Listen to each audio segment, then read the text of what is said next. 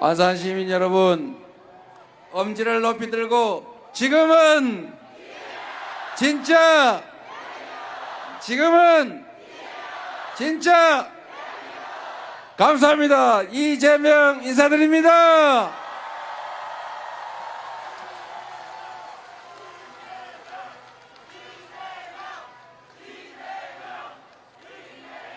안산에는 안산 시민이 다 모일 만한 공간이 부족해서 여기를 잡았더니 꽉 차서 이 뒤에까지 모일 정도가 됐군요. 너무 많은 분이 오셨는데 여러분의 이 열정을, 이 간절한 열망을 꼭 기억해서 6월 3일 여러분과 함께 승리로 보답드리겠습니다.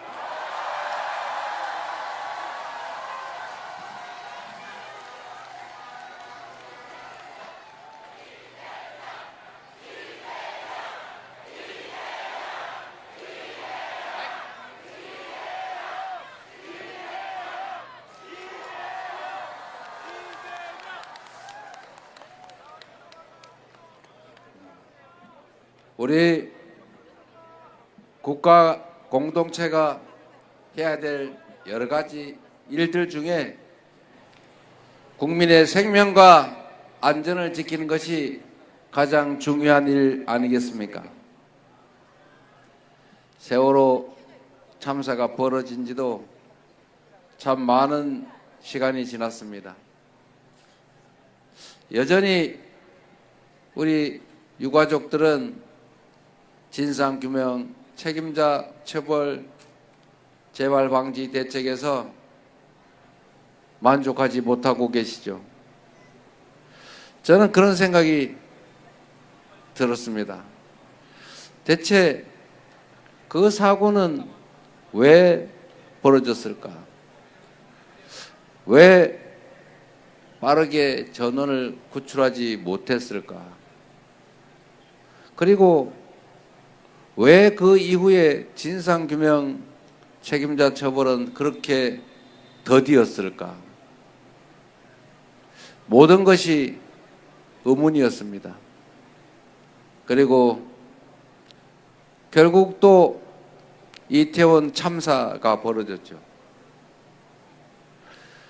자세히 한번 되돌아보면 보수 정권이 집권했을 때 큰 사고가 많이 벌어지지 않습니까?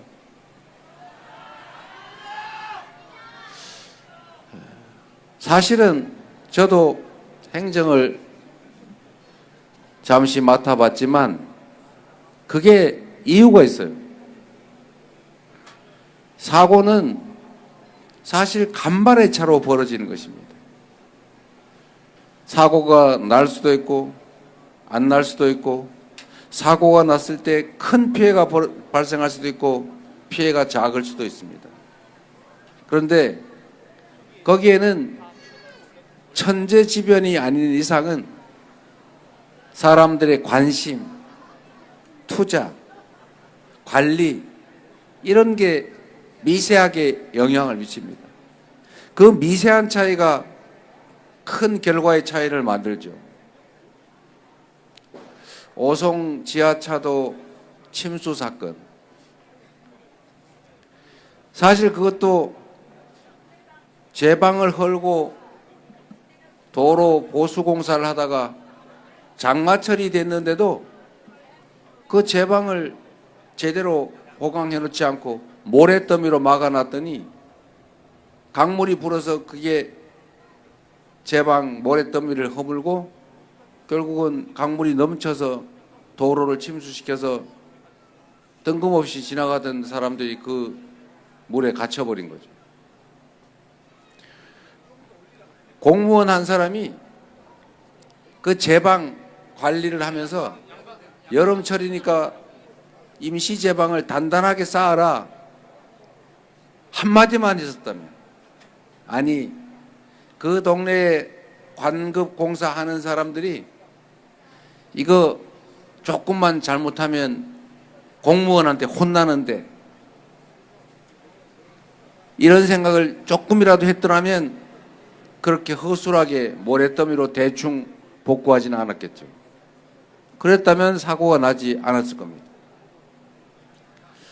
제가 성남시장이 돼서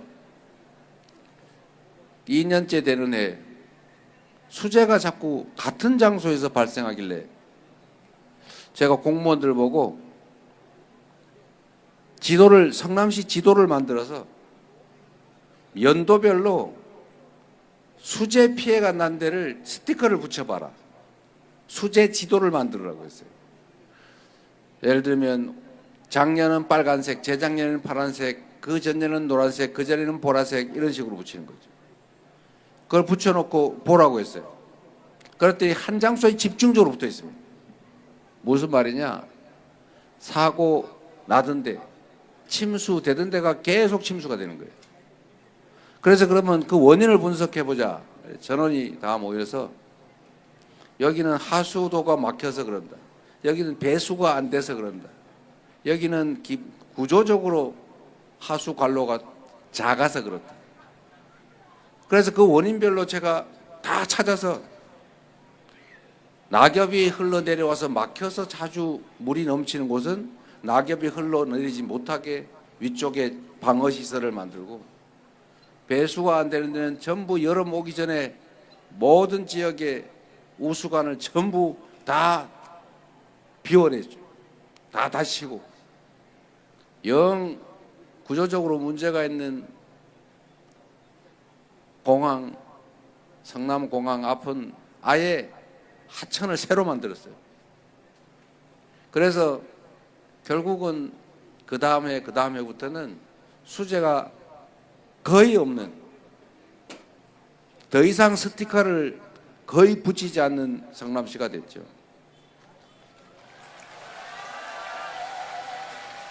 제가 원래 안전부서는 할 일도 없고 폼도 안 나기 때문에 가장 관심 없는, 어쩌면 좀 무능하다고 평가되는 사람들을 보내고 거긴 승진도 안 돼. 그러니까 거기 미운 사람을 보내요. 제가 완전히 바꿔서 가장 유능한 사람을 보내고 실적이 있으면 가장 먼저 승진시켜주고 바꿨죠. 안전부서, 경무부서, 장애인과, 안전관리과, 대중교통과 이런데 민원 많은데 이런 데는 성실하고 부지런하고 세심하고 열정적인 직원들을, 유능한 직원을 보내서 잘하면 승진시켜주는 걸 보여줬죠. 정말로 열심히 했어요.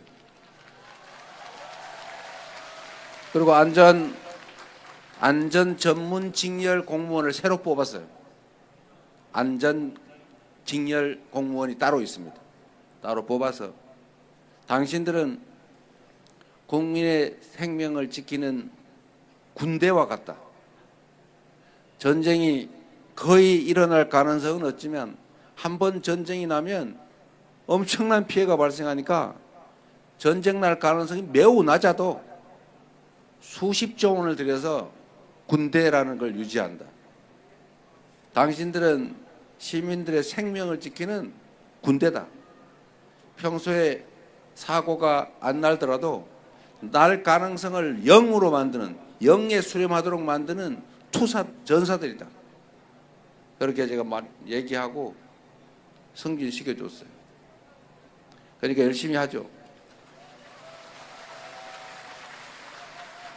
그리고 제가 공무원들한테 그걸 시켜놨어요. 앞으로 성남시에 관급공사를 하는데 문제가 생기면 하자 보수 증권으로 대신 보수하지 않는다. 하수 관로로 묻었는데 엉터리로 묻었다. 그러면 다시 묻는다. 도로 보수 공사를 엉터리로 하면 다시 보수 공사를 다시 시킨다. 이걸 공개적으로 얘기를 해놓고, 우리가 도로, 안산은 어떤지 모르겠는데 안 그럴 텐데 도로를 지나가다 보면 이게 도로를 팠다가 다시 복구를 할 때 맴매하게 똑바로 해놔야 이게 덜커덕거리지가 않잖아요. 근데 대충 해놓으면 그게 차가 지나갈 때마다 덜커덕 덜커덕 한단 말이에요. 그거 짜증나죠.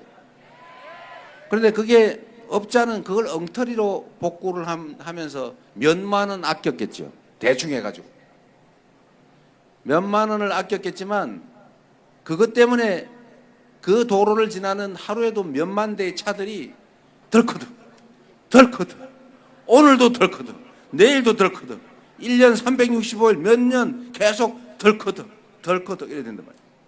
그거 얼마나 짜증나요. 차 다 망가지잖아요. 그래서 제가 그거 지금부터 다 찾아가지고 보수를 그 업체를 찾아서 다시 시켜라.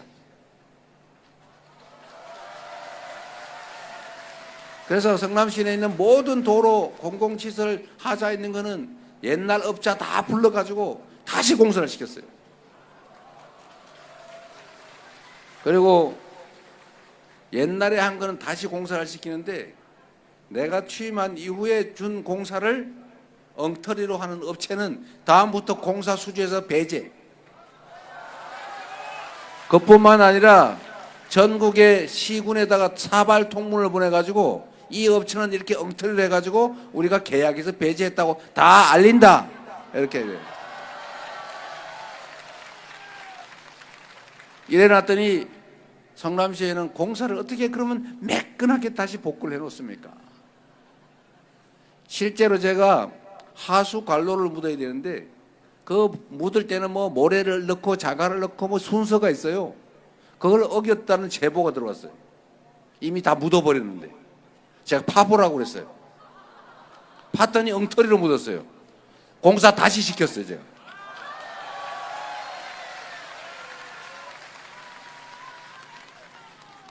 공무원들이 그러면 안 됩니다. 이거 뭐 그럼 네가 할래? 제가 그래가지고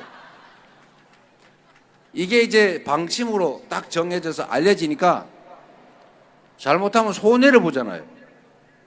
그래서 그 다음부터는 그런 불평 불만이 없었어요. 왜냐하면 그 몇만 원 아끼려다가 몇백만 원, 몇천만 원 날리는 수가 있거든요.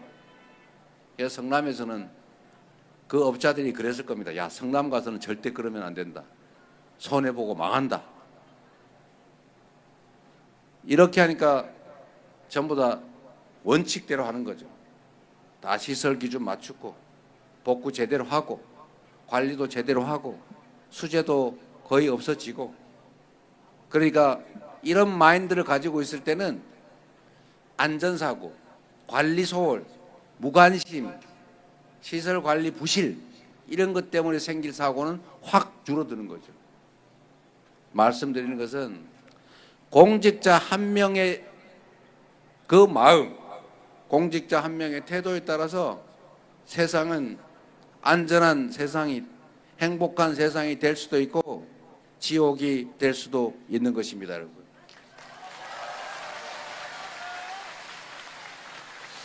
윤석열 대통령을 여러분들이 이재명 말고 뽑아서, 물론 그 이유는 제 준비 부족의 능력 부족 때문이죠. 그러나 여하튼 지난 3년간 대한민국을 운명을 맡았던 윤석열 대통령과 그 정치 집단은 제가 보기로는 국민의 생명과 안전, 국민의 더 나은 삶, 대한민국의 더 나은 미래보다는 어떻게 하면 더 맛있게 먹을까? 어떻게 하면은 더 돈을 더 많이 벌까? 어떻게 하면은 우리 더 행복하게 살까? 이러다가 야, 이거 우리가 죄 지은 거 안 덮으면 우리 임기 끝나면 큰일 나겠네. 아예 우리가 영원히 해먹자. 나라가 망하든 말든 국민들이 피폐하건 말건 그 야당 대표 저놈 잡아다가 깜빵에 넣든지 아니면은 저 관악산 근처 밑에 땅 그 밑에 거기다 평생 가둬놓든지 아니면 백령도 가는 배 안에서 폭파시켜가지고 싹 어떻게 거시기 해불든지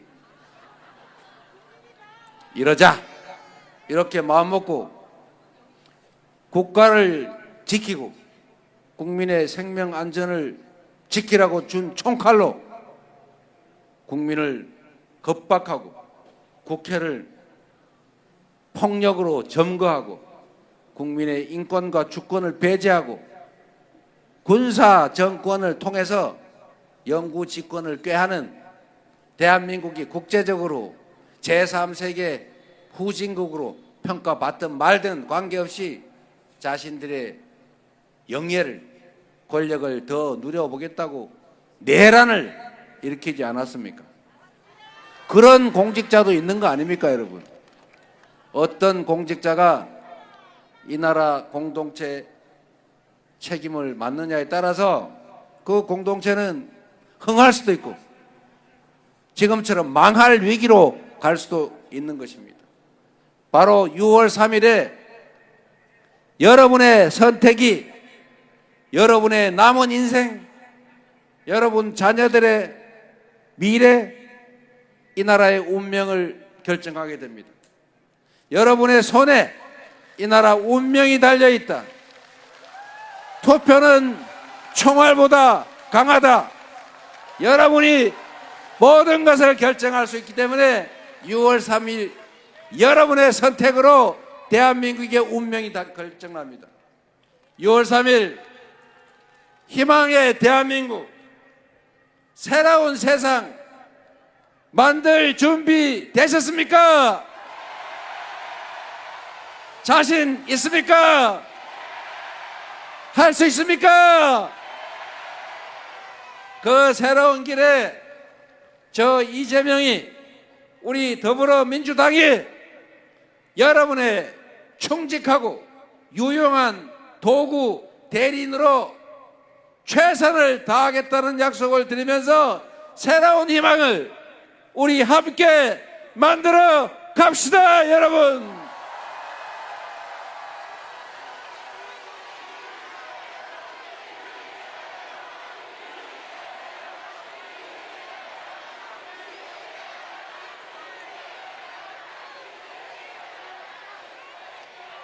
똑같은 조선인데 선조는 무능과 무책임, 이기심으로 수백만 조선 백성을 죽음으로 내몰았습니다. 산천이 피로 물들었죠. 그러나 똑같은 조선에서 정조는 조선을 동아시아 최대의 부흥국가로 만들었지 않습니까? 똑같은 상황에서 이순신 장군은 같은 수군을 가지고 23연승을 하면서 조선의 백성 생명을 구했습니다. 한 명의 공직자가, 한 명의 리더가 어떤 결과를 만들어낼 수 있는지, 어떤 변화를 만들어낼 수 있는지 우리는 역사 속에서, 아니 지금의 현실 속에서 얼마든지 볼 수 있습니다. 저 이재명은 똑같은 성남에서 부패, 무능으로 점철된 성남의 이미지, 철거민의 도시, 나 성남 아니고 분당 살아요, 이렇게 말하던 성남을 지금은 분당 주민들이 저 성남 살아요, 성남으로 이사가고 싶어요 라고 여러분이 말할 만큼 완전히 다른 성남으로 만들었지 않습니까? 경기도를 똑같은 경기도인데 전국 최고 1등 평가받는 경기도로 3년 만에 바꿔놓지 않습니까? 민주당을 계파로 나눠 싸운다고 이미지 지워지고, 민주당인데 민주가 없다고 불려지던 이 더불어민주당이 이제는 당원 중심의 정당으로, 당원이 주인으로 존중받는 유능하고 강한 민주당으로 바뀌어서 대한민국 헌정사 최대의 총선 승리를 만들어냈고, 대한민국의 국정을 감당할 수권 정당으로 확실하게 자리매김하지 않았습니까?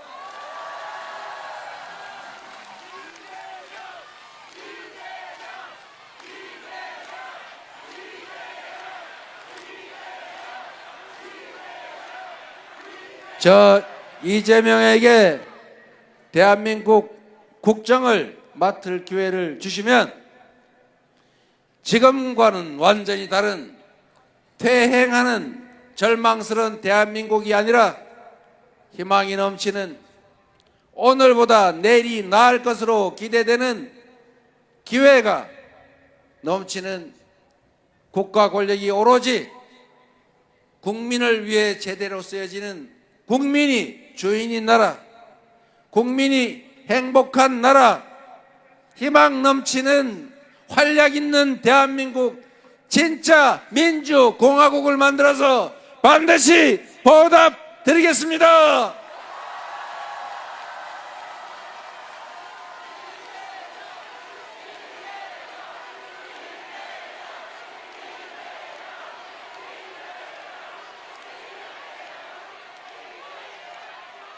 지금 우리 사회가 여러 위기에 처해 있습니다만 그 중에서도 헌정 질서 파괴, 헌정 파괴의 위기는 참으로 심각한 것입니다. 5천만이 넘는 사람이 함께 살아가는 이 한반도에서 우리가 규칙을 어기고 최고의 규범인 헌정 질서가 파괴되고 잘났든 못났든 공평해야 되는데 힘세다는 이유로, 권력을 가졌다는 이유로 특별 보호받는 그런 나라는 미래가 없습니다.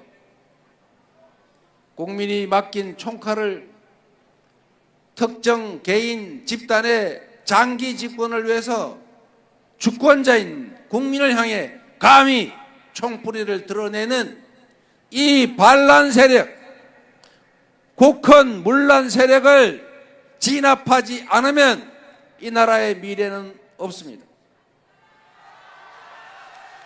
12월 3일 그 내란의 밤에 우리 국민들의 힘으로 내란을 1차 진압했지만 그 내란 세력들은 우두머리는 지금 거리를 활보하고 그 내란 잔존 세력은 국가기관 곳곳에 여전히 남아서 제2, 제3, 제4, 제5의 내란을 획책하고 실제로 준비하고 있을 것입니다. 내란 세력을 완전히 뿌리 뽑고 우리 모두의 최고의 합의인 헌법 질서가 제대로 지켜지는 그런 정상적인 사회, 규칙을 지키면 손해가 아니라 억울하지 않은 사회, 콩을 심으면 콩이 나고 팥을 심으면 팥이 나는 그런 정상적인 사회를 만들어야 우리 모두가 희망을 가지고 열정을 다할 것 아닙니까?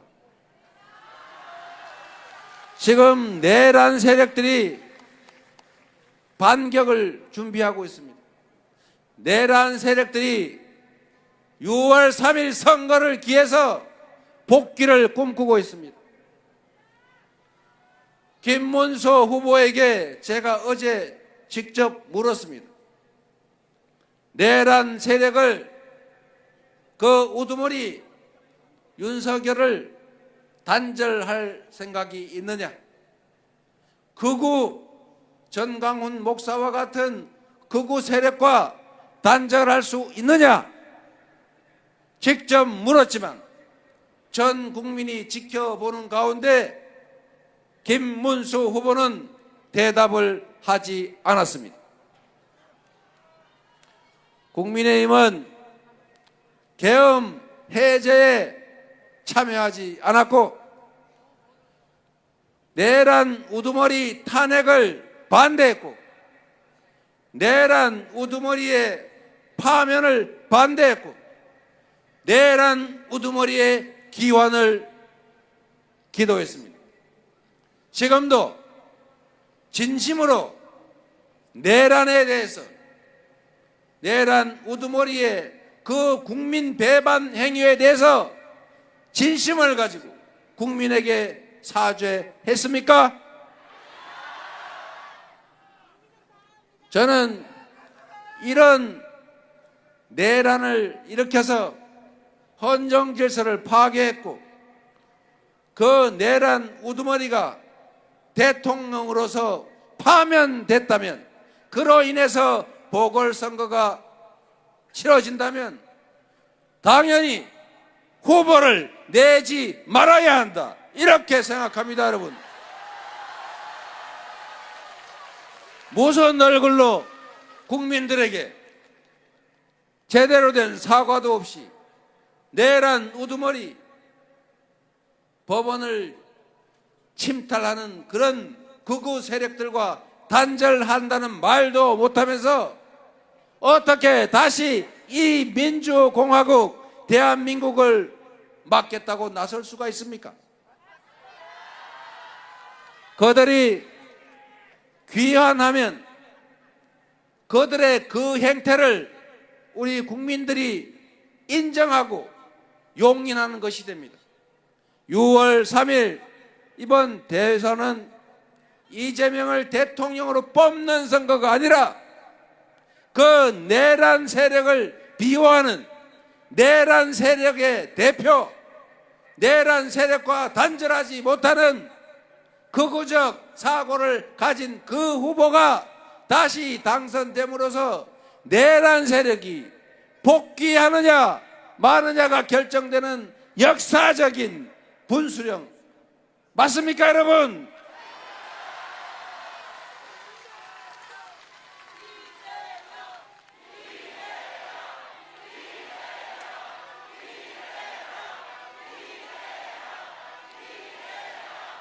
내란 세력은 어떤 경우에도 복귀를 허용해서는 안 됩니다. 그들 앞에는 대통령 당선이라는 영광이 아니라 엄정한 단죄, 국민적 심판만 있어야 하는 것입니다.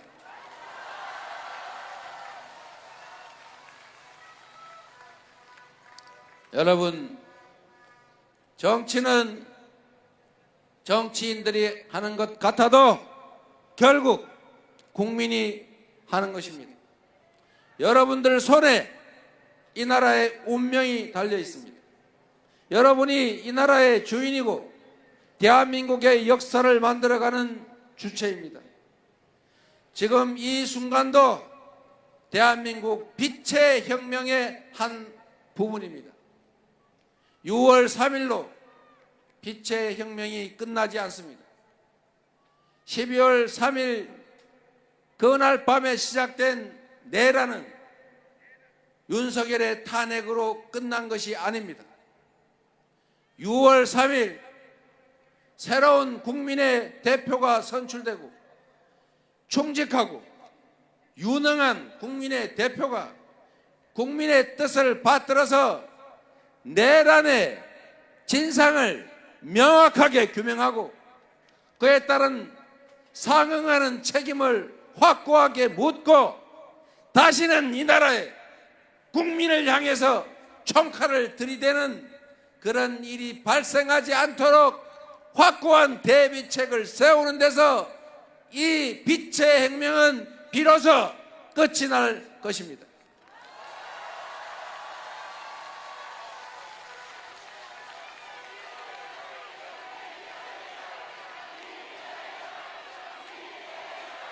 여러분이 그 혁명을 완수해 주셔야 합니다. 우리의 국민은 위대한 역량을 가지고 있습니다. IMF 위기 때 남들은 다 나 혼자 살겠다고 매점매석하고 사재고 금 사모으고 그랬겠지만 우리는 대한민국 공동체의 회생을 위해서 금반지, 돌반지, 백일반지, 시할머니가 물려준 금비녀까지 뽑아서 다 갖다가 팔았습니다. 그래서 전 세계 사람들이 대한민국 저 나라 대단한 나라다, 조금만 도와주면 금방 일어서겠네, 이래서 지원을 결정받고 다시 살아나지 않았습니까? 역사의 위기는 언제나 탐욕스런 기득권자들이 만들었지만 그 위기는 또 언제나 흰옷 입은 우리 백성들, 평범한 우리 국민들이 이겨내왔습니다. 2016년 박근혜 국정농단 때도 우리 국민들은 백수십만이 동시에 대규모 집회 시위를 벌이면서도 휴지 조각 하나 남기지 않았고 유리창 하나 깨지 않았고 폭력 사태 벌이지 않고 평화로운 방법으로 촛불을 들고 현실의 권력을 권좌에서 끌어내리는 위대한 평화혁명을 전 세계인이 지켜보는 가운데 해내지 않았습니까? 그리고 12월 이 한겨울에 우리는 응원봉을 들고 결국 그들을 실패시키고 혁명을 완수해 가는 중입니다. 광주 5.18 민주화 운동 당시에 광주 시민들의 항쟁으로, 우리 호남 국민들의 투쟁으로 비록 수백 명이 학살당했지만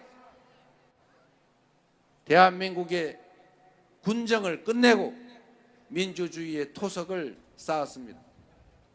한강 작가가 말한 것처럼 과거가 현재를 돕고 광주 5.18 영령들이, 그 죽은 자들이 2024년 12월 우리 대한민국 국민들을 살렸습니다. 오늘의 우리도 이 빛의 혁명의 역사의 순간을 사는 우리도 반드시 승리해서 우리 후손들에게 도움을 주고 목숨을 구하는 아름다운 역사가 될 것입니다. 여러분이 바로 그 역사적 순간에 서 있는 위대한 혁명의 전사들 아니겠습니까?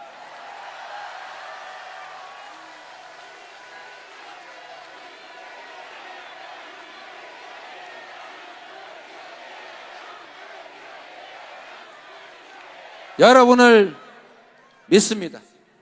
이재명과 더불어민주당은, 그리고 여기 함께 하신 우리 국회의원님들, 양문석,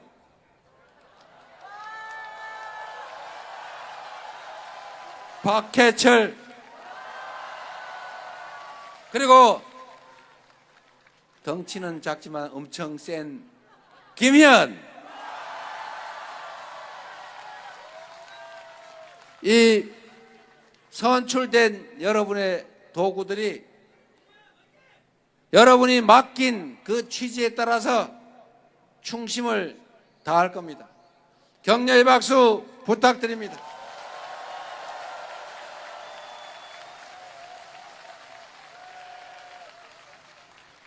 세상을 바꾸는 것은 이런 정치인들, 이재명이 아니라 바로 여러분 자신입니다.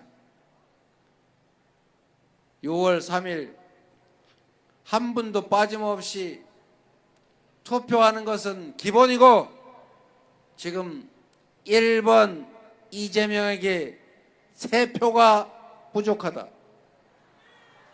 1, 2, 3, 12, 3, 1, 2, 3.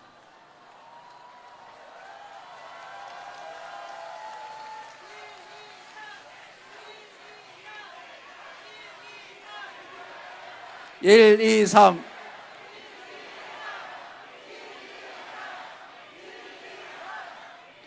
여러분의 선택과 행동, 실천에 따라서 세상은 이 나라는 앞으로 나아갈 수도 있고 회복하고 다시 성장하고 지속적으로 발전하고 평화로운 한반도가 될 수도 있지만 하기에 따라서는 그들이 다시 복귀해서 군사 쿠데타가 일상이 되고 법률 집행은 공평성을 상실하고 정치적 상대들은 제거당하고 숨도 잘 못 쉬고 경제는 여전히 망가지고 삶의 희망은 절망이 되는 그런 세상이 올 수도 있습니다. 여러분 당사자만이 아니라 부부 둘만이 아니라 세 표가 부족하기 때문에 동네 영업 좀 잘해 주시기 부탁드립니다.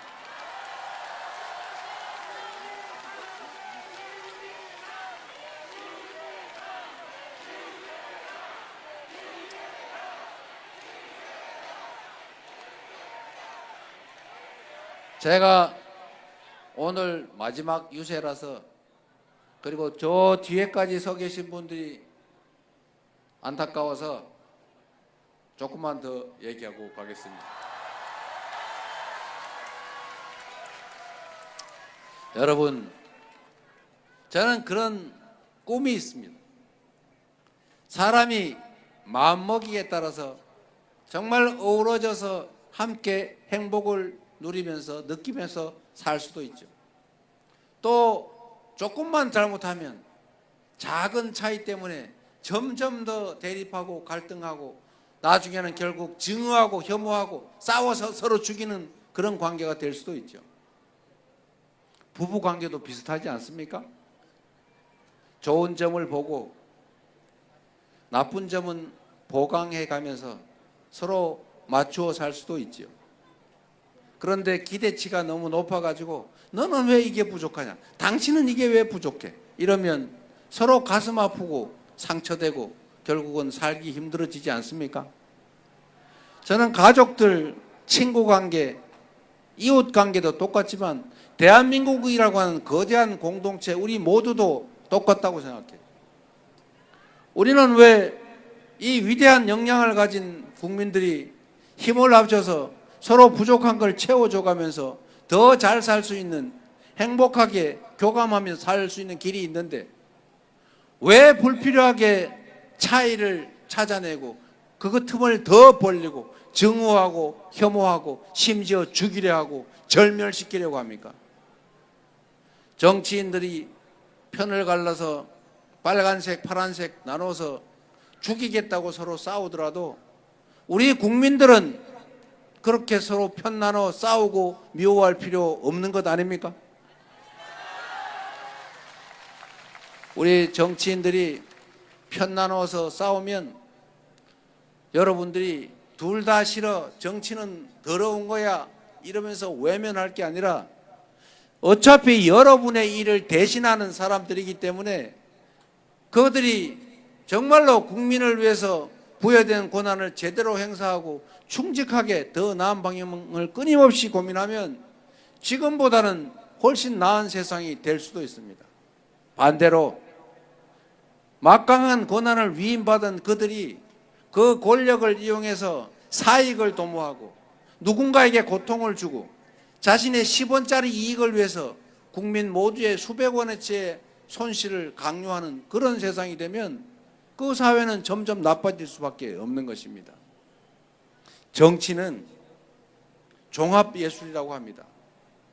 정치는 없는 길을 만드는 것입니다. 어제 모 후보처럼 아리백 그건 불가능해.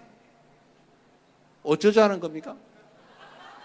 다른 나라 글로벌 기업들 전부 아리백해서 재생에너지로 생산되지 않은 물건은 안 산다는데 우리는 재생에너지 부족하니까 어떡하냐? 그러면 너네는 죽어? 이렇게 되는 거죠. 길이 없으면 길을 만드는 것이 정치가 하는 일입니다. 방법이 없으면 방법을 만들어내는 것이 정치예요. 규칙, 상식 그런 게 제한이 되면 규칙을 바꿀 수 있는 게 바로 정치 권력 아닙니까?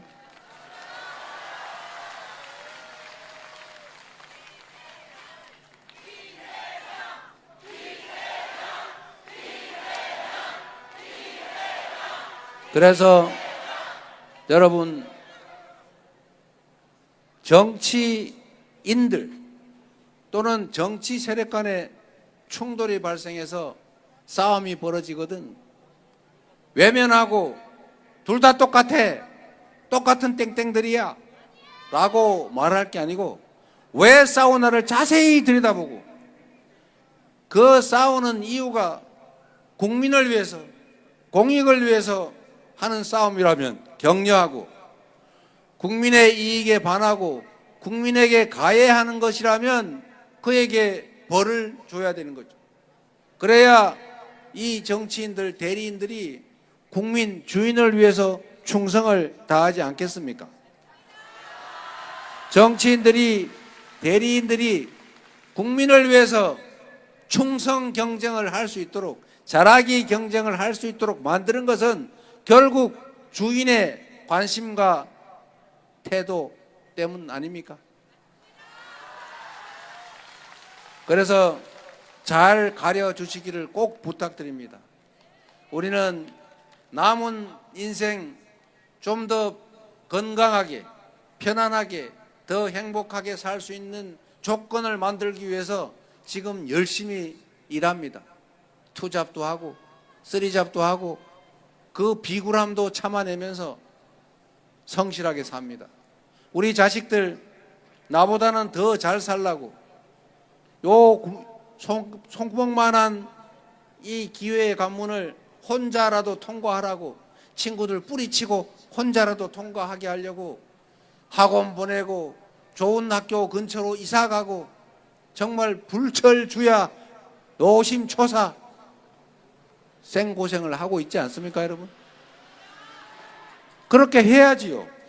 그러나 여러분, 세상이 지금보다 더 나아지고 기회의 관문이, 기회의 문이 요만한 게 아니라 이만하면 우리 자녀들이 친구들 손잡고 함께 기회의 관문을 통과할 수도 있죠. 우리의 미래가 지금처럼 죽을 똥 살 똥 안 해도 훨씬 더 나을 수도 있습니다. 공공의 문제, 사회의 문제, 정치적인 문제에 관심 가지셔야 합니다. 여러분은 관심을 가지시니까 이 자리에 오셨겠지요. 관심을 갖지 못한, 가질 수 없는 사람들이라도 설득해서 함께 할 수 있도록 꼭 함께 도와주시기 바랍니다. 생각해 보십시오. 왜 대한민국만 이렇게 경제가 쪼그라듭니까? 마이너스 성장이 뭡니까? 대체 무슨 짓을 한 거예요? 다른 나라는 주가가 오르는데 우리는 왜 주가가 맨날 비리비리 하다가 쿡 쳐박습니까? 우리는 왜 이렇게 일자리도 부족합니까? 우리는 왜 출생률이 전 세계 인류 역사에서 가장 낮은 7을 기록합니까? 0.7. 왜 그럴까요? 우리는 과거에 비하면 자본도 많고 기술도 더 높고 공부도 더 많이 했고 노동력의 수준도 높고 국민들의 의식 수준도 높고 세계적인 평가도 좋고 행정 정치 시스템도 과거보다는 훨씬 좋아졌습니다. 그런데 왜 이렇게 살기가 팍팍하고 미래는 절망적이어서 우리 아이들을 출생하는 것조차 망설여서 이렇게 됐을까요? 이유는 근본적으로는 딱 한 가지죠. 불평등, 격차 때문입니다. 누군가가, 어느 쪽인가가 너무 많이 가지고 있고 너무나 많은 사람들이 배제되고 있기 때문이죠. IMF, 세계은행 이런 국제적인 단체들이, 연구기관들이 그렇게 얘기합니다. 지속적으로 성장, 발전하기 위해서는 기회와 결과를 골고루 나누는 포용적 성장만 가능하다. 지금처럼 성과, 기회, 이게 너무 한쪽으로 다 몰려서 대다수가 기회, 결과 배분에서 배제되고 특정 소수, 특정 영역, 특정 지역만 그 기회를 누리면 지속적 성장은커녕 경제가 점점 나빠질 수밖에 없다. 이게 연구 결과고 또 상식 아니겠습니까, 여러분? 아주 단순하게 얘기를 하면 온 동네에서 농사를 짓는데 가뭄이 들어가지고 농사가 잘 안 됐어요. 그런데 지주 한두 사람, 몇 사람이 그거를 다 긁어 모아가지고 다른 사람들은 논에 뿌릴 벽시가 부족하다. 씨앗이 부족한 상황이 됐다. 입에 풀칠하기도 어렵다. 유민들이 생겨서 막 돌아다닌다. 이러면 그 사회 전체의 생산성이 떨어지겠죠. 너무 당연한 거죠. 그런데 적절하게 먹고 뿌릴 씨앗은 충분하고 누군가가 그걸 막 뺏어가고 너무 많이 독차지하는 걸 제도적으로 막고 그런 시스템이면 지속적으로 농사 잘 지을 수 있겠죠. 열심히 일하겠죠. 성과물 자신들이 가질 수 있다면 더 노력할 것 아닙니까? 그게 과거에 농사를 지을 때나 지금 첨단 과학기술 시대나 다를 바가 없다, 그런 말입니다.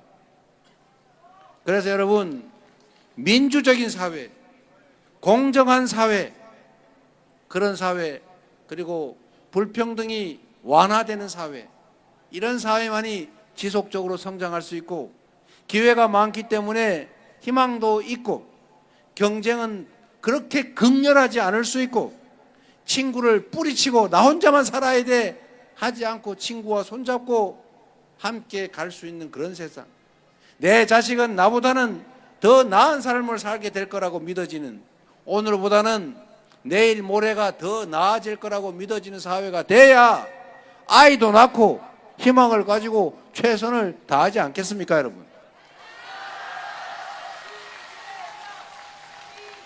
그런 세상을 꼭 만들어야 합니다.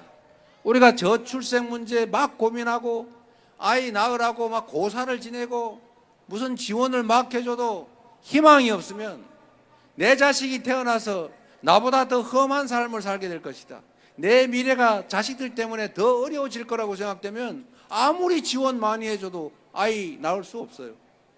그러나 지금 정말 당장 어려워도 미래에 희망이 있으면 이 세상이 더 나아질 거야 라고 믿어지면, 그러면 전쟁 때에도 우리가 아이를 낳아서 희망을 길러내는 것처럼 그러면 이 저출생의 문제도 완화돼 가고 있지, 그러지 않겠습니까? 그리고 절망 때문에 전 세계에서 가장 많은 사람이 자살하는 이런 대한민국의 이 처참한 현실도 조금씩은 개선되지 않겠습니까? 그러려면은 불공정을 조장하는, 법을 어기고 이익을 보겠다는, 수많은 사람들의 피해 위에 자기만 득을 보겠다는 이런 내란 세력, 극우, 뭔 세력이라 그래야 돼요? 극우 거시기 세력, 이런 세력들은 결코 복귀하게 허용해서는 안 된다는 것입니다. 그 첫 출발이 바로 우리 국민들의 의지를 보여주는, 주권자들의 단호한 의지를 보여주는 게 바로 이번 6월 3일 대통령 선거입니다. 이번 대통령 선거에서 우리 국민들이 주권자가 눈 시퍼렇게 뜨고 살아있음을, 이 나라가 다시 희망을 만들어 갈 수 있다는 것을 여러분 6월 3일에 여러분과 여러분 주변에 확고한 의지를 가진 투표로 증명해 주실 수 있겠습니까? 할 수 있습니까? 준비됐습니까? 지금은 진짜 만들어야겠지요.